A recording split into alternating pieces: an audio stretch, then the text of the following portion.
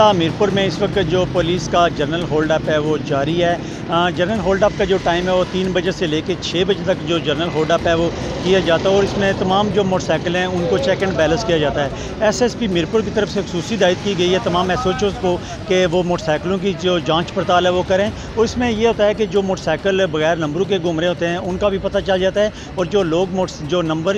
Number लगाते हैं लोग जो अगर उनका मोटरसाइकिल पकड़ा जाता है तो वो अपनी कापीज़ लेके आते हैं और अपना जो नाम है वो चेक करवा के तो अपना मोटरसाइकिल लेके जा सकते हैं। और दूसरा साथ जो चोरीशुदा मोटरसाइकिल हैं उनकी निशानदेही भी हो जाती है कि अक्सर जो बगैर नंबरों के मोटरसाइकिल घूमते रहते हैं उन पे चोरी के जो खदशात हैं वो काफ़ी होते हैं और इसमें जो पुलिस है उसको भी काफ़ी मुश्किलात का सामना करना पड़ता है। तो इस वक्त मीरपुर में तमाम जो चौक हैं, तमाम जो रोड्स हैं वहाँ पर जो चेकिंग अमल जारी है और तमाम जो मोटरसाइकिल हैं उनको रोक के तो उनके हवाले से जाँच पड़ताल की जा रही है। कैमरा मैन राजेश आज़ाद के साथ साजिद नज़ीर, अदालत न्यूज़, मीरपुर, आज़ाद कश्मीर।